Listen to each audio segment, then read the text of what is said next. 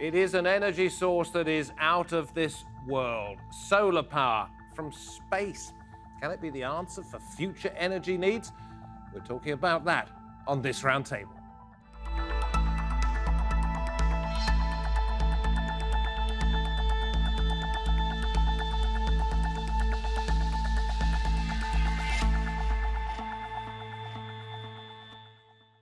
Very good to have your company. I'm David Foster. We have been taking a look at where our power sources of the future might come from. That is, if we can ever have a world without fossil fuels. And solar energy in space is one concept being worked on by top scientists from around the world. Is it as far-fetched as it may sound?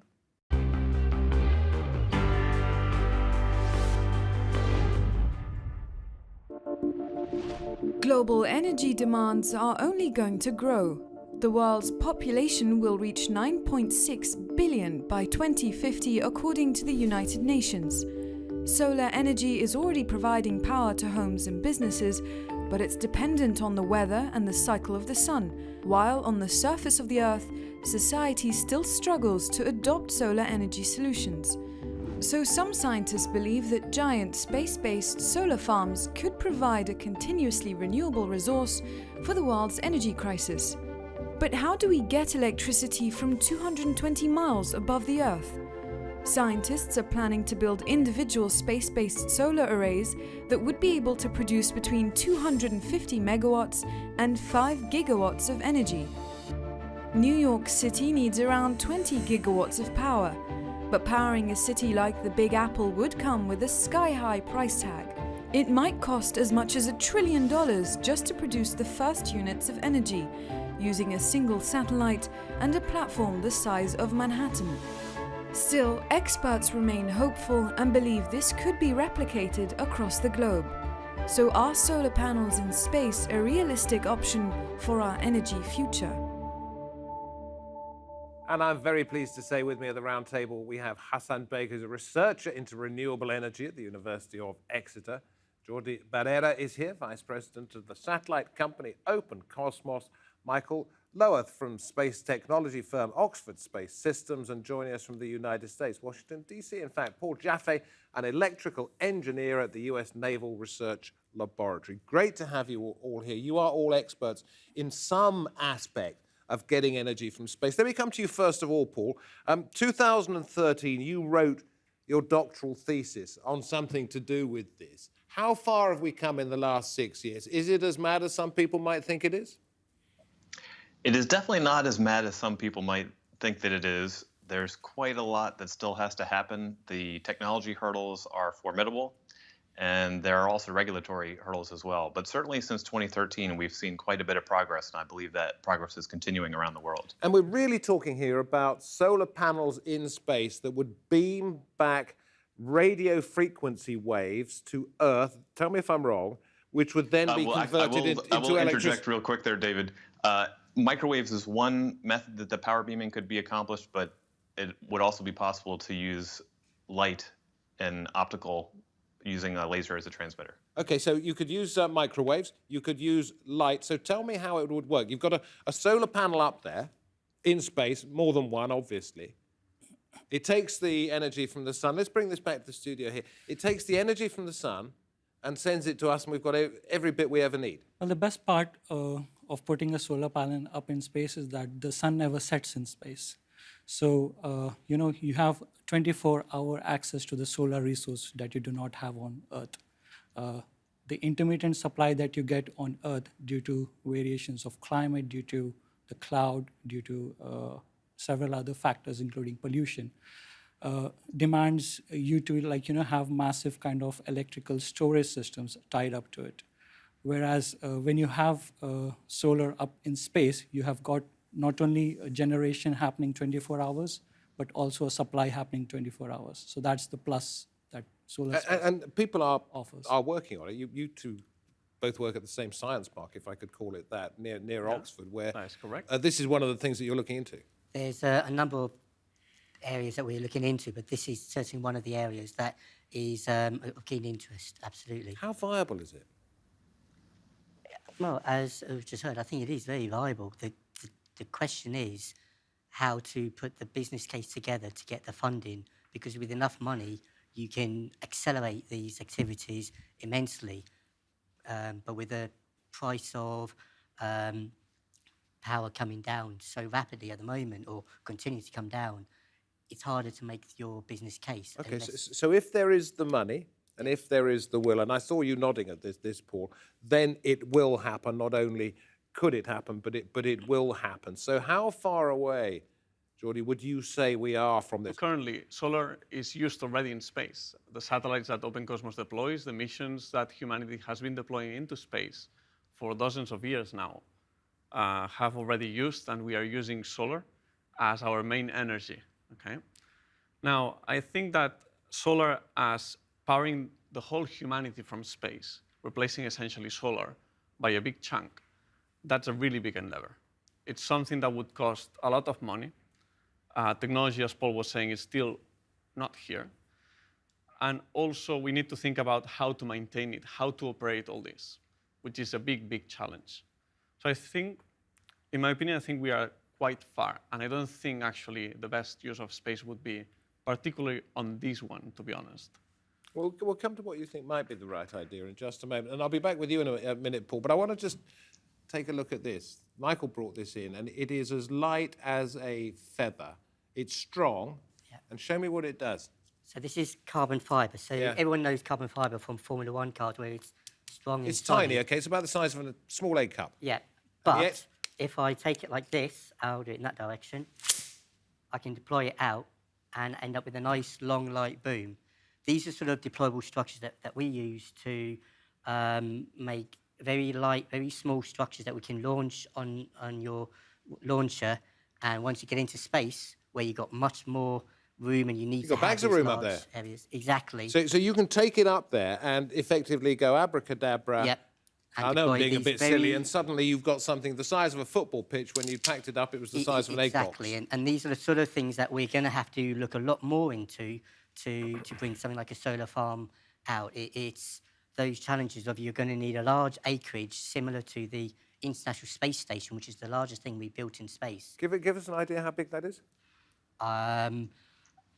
I don't Not in have terms a of clue square off the top of my footage, head. but I mean think you're probably better. To give an example, I would say, like, if you were to have a field with 1 kilometer radius, then you would be able to generate about 1 gigawatt of energy.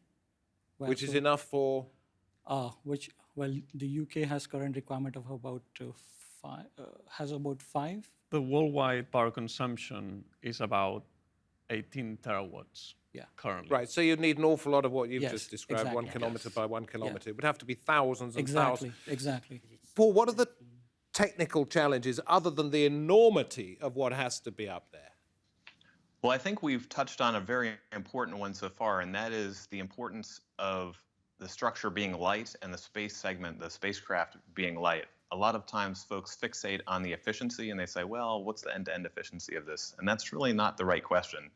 The real question is how much power can you get down per unit mass that you put in space? Right. And having these ultralight space structures goes a long way to making that more feasible. And other challenges? Well, so certainly on the technical side, there is the photovoltaic collection and the power beaming.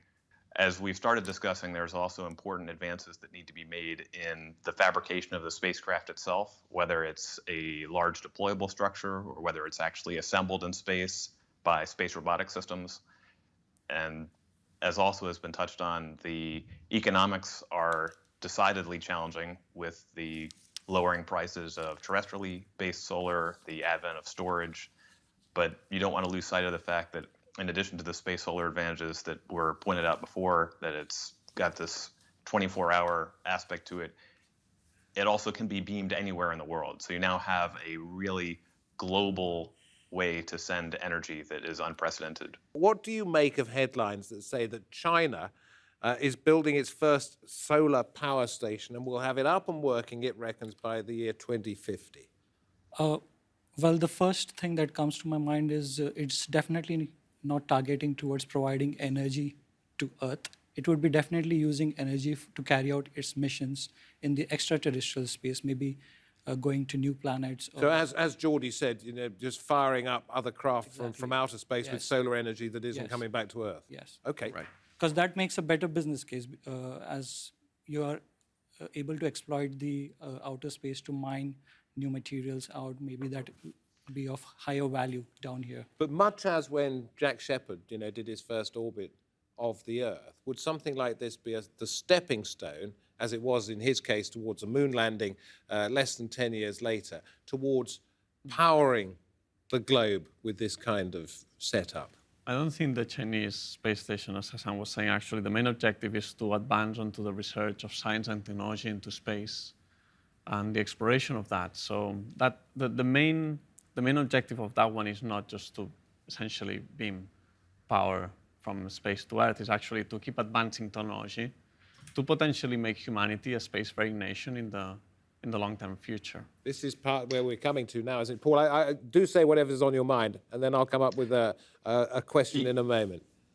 Yeah, so I'll dissent a little bit with the last speaker. The Chinese have explicitly stated that sending power from space to Earth is one of their goals. And earlier this year, they did make an announcement they are investing in a research facility to develop the technologies for this. They have also made notable advances in power beaming, as have the Japanese. So certainly the idea of collecting energy in space and sending it for use on Earth is getting attention globally. When you refer to power beaming, you mean getting the energy from space back to where we live. Now, you'll tell me if I'm wrong on that one, but I'm now worried about security here. Well, so one of the first questions that often arises in talking about solar power satellites or power beaming is this going to fry birds? And the answer to that question really has to be no, right? Otherwise, there's not going to be public acceptance of it. And certainly, the system designs can be done in such a fashion that they will present no hazard to any users or anyone that would be near the beam. There is an important trade-off to be made, though, between the utility that is part of the power density and the safety. You heard earlier that you could maybe get a gigawatt out of a kilometer diameter area. In order to do that, you do have to have a fairly high power density, and there needs to be safety systems in place to make sure that there is no way that's going to hurt anybody. Well, that's fascinating. But when it comes to security, I was talking about people who might want to do harm to such systems in space. How would you protect it out there, et cetera, et cetera? For one thing, you're going to have to convince people that you can do this safely. You're also going to have to convince other nations that this is a safe system. This isn't a beamed weapon or some other technology that people aren't going to be liking, heading, flying over their heads all the time. So it is an area that, one, we're going to have to do a lot of research and prove that it's safe, and two, we're going to have to do even more lobbying to demonstrate to both our own general public, but also those nations around us, that this is a wholly safe technology and it's not a weaponization. You see, you two are both experts, Paul and Michael, and you two as well. And yet when I say security, I mean making sure that one day there isn't somebody up there with nefarious ends in mind who decides to flick the switch and we all have no electricity left on Earth. You're talking about convincing people that it is safe and can't be used in a dangerous manner, but what I'm talking about is another concern, isn't it? Yeah, but let's put things into perspective. So currently, humanity already depends on energy for many things, obviously, and we have a diverse set of energy.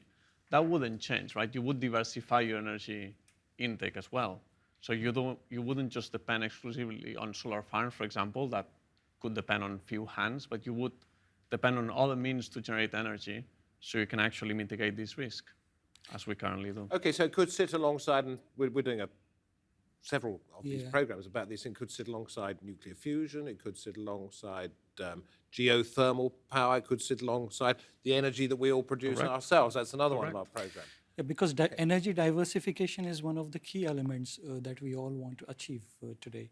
I mean, so far, if you look at the world statistics, you will find that almost just 2% of the energy that is generated is from the renewable energy right now, whereas rest of it, we have still dependence on a lot of fossil fuels. We are advancing both on the terrestrial ground, and maybe this is a step advancement in the space. So you say it's only 2% at the Yes. moment. This would provide unlimited energy, whether it is done through solar panels, because the sun has an inexhaustible, as far as we're concerned, yeah. supply of energy, or whether Yeah. it's done through nuclear fusion, which was something else we talked about. How long could it be, not will it be, because you're talking about money and political will here, how long could it be before we up that 2% to 50 to 75 Well, to governments almost total? Well, governments across the globe have set up, individual targets. The UK itself has got like a 2050 target of achieving, a certain amount of renewables within its overall portfolio. It's happening. The change is happening. People are changing. People's ideology is changing.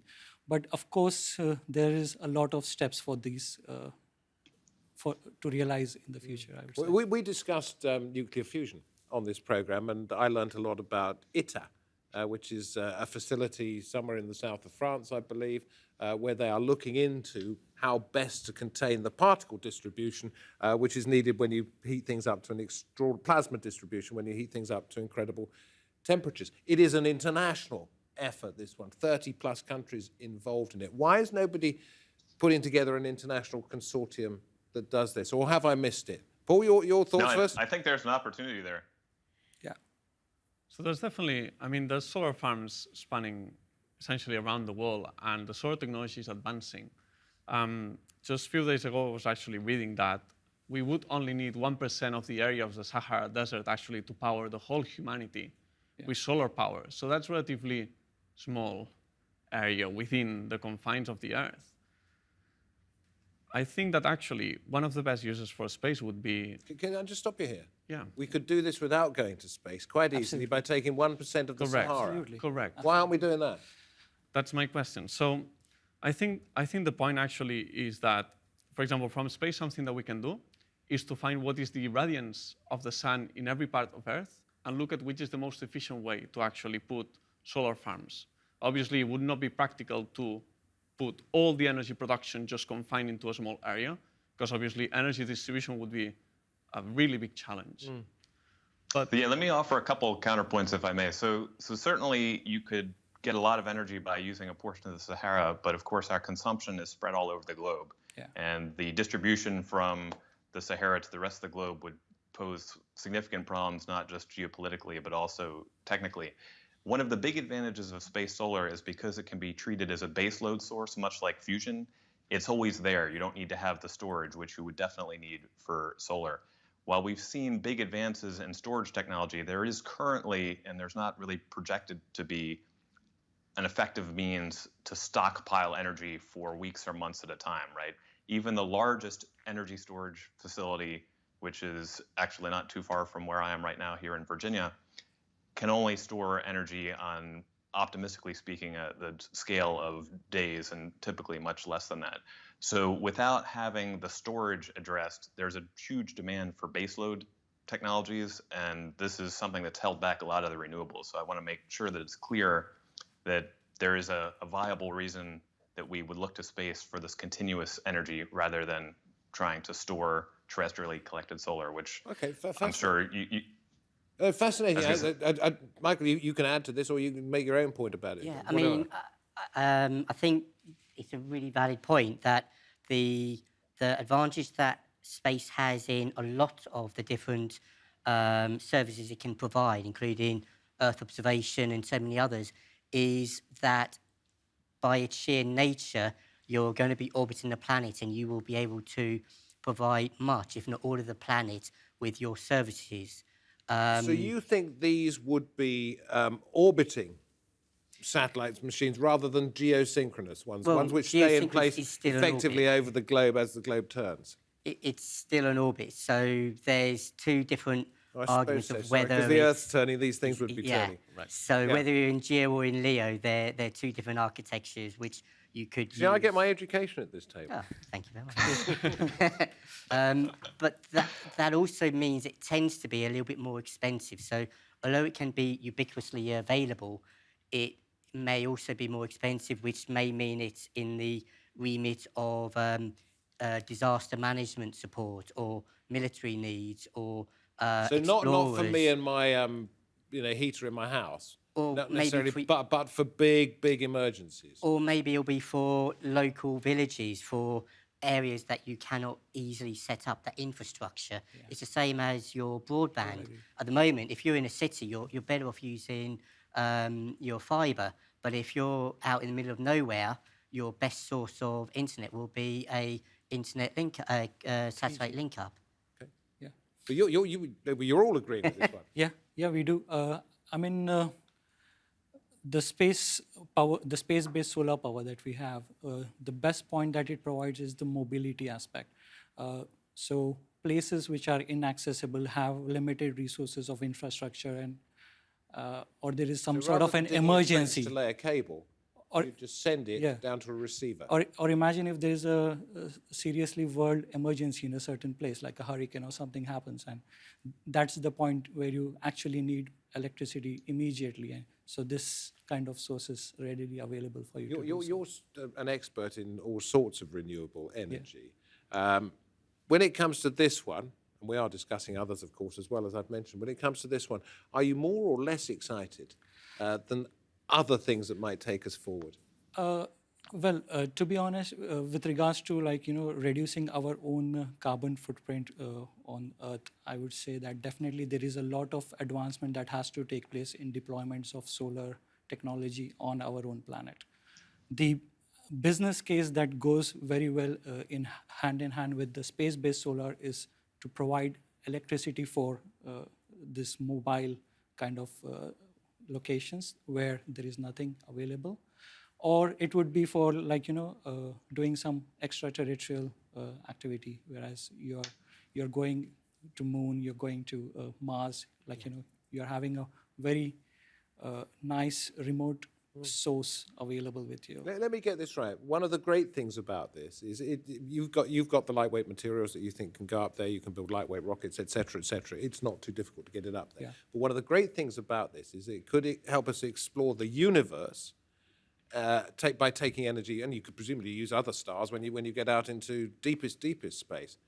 But also the fact that it could be moved so that you put it over where it's most needed. At any one time, somebody could say, Yes. I tell you what, they need it in Madagascar. Yeah. Zip, those solar panels will go directly over Madagascar, as long as Madagascar had the base stations. Correct, as long as you have the ground infrastructure. And this is one of the very niche cases, actually, of space. We have seen this already successfully being done, for example, on communications.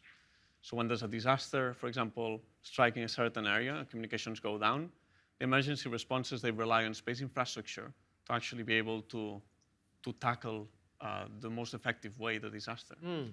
And this is one of the cases that we could see. I don't see myself, actually, the solar taking over like a big generation of the current power on Earth. Yeah. In some cases, it could be, and definitely for space exploration, solar has been the main source for already many years, and it will continue to be so. I mentioned at the beginning, Paul, about your thesis, your doctoral thesis. This is its title, I think, A Sunlight to Microwave Power Transmission Module Prototype for Space Solar Power. 2013, we've talked a lot about it. How far have we come in those 6 years, and how much further do we need to go? We've come quite far. We actually are hoping to soon demonstrate a similar unit in space. Stay tuned for that. There's still quite a long ways to go, though. There's no doubt that this is the kind of journey that is going to be measured in many years. I think by analogy, you could think of photovoltaics, which we now enjoy. This is where light changes the colors in glass, et cetera, et cetera. Your garden variety solar panel that you might see on your neighbor's roof or maybe even your own roof. So it's taken decades to get to the point where these have been cost-effective, mass-producibles, where they're competitive with fossil fuels for cost. And obviously, there's a lot that happened in that intervening time. The business case definitely did not close in the 60s or 70s when they were first introduced and were going through their development. So I think it's fair to think of space solar in similar terms, as this is something that could be promising, that deserves investigation, but by no means is a sure thing. Okay, so it's not your final frontier, but it is certainly something to be looked at in space. Yes. It would be negligent not to look at it. Yeah. I mean, one of the points rightly pointed is how do we make the business case feasible? Is whether having a cheaper means of sending material out in space, or maybe making solar panels in space, doing things like this may actually bring down the costs of the overall space-based solar We power. have seen this happening. So for example, the company I represent here, Open Cosmos, we are a company that we have already reduced the timescales and the cost to put infrastructure up into space. And we have seen this performance increasing, cost and timelines decreasing steadily across the years. So technology and science is moving forward to actually make essentially space a viable place to actually make things that are really meaningful for humanity down on Earth. And it is exponential, isn't it? Each new discovery Indeed. leads to 2, 4, 8, 16, etc., etc. That is correct. I want to thank you all very much indeed. I get my own private lectures here from experts who are fascinating and great company as well. I hope you've enjoyed it. As I say, part of our series on renewable energy, the energy sources of the future. We'll be back with more. From me, David Foster, from my guests, thank you for watching. Goodbye for now.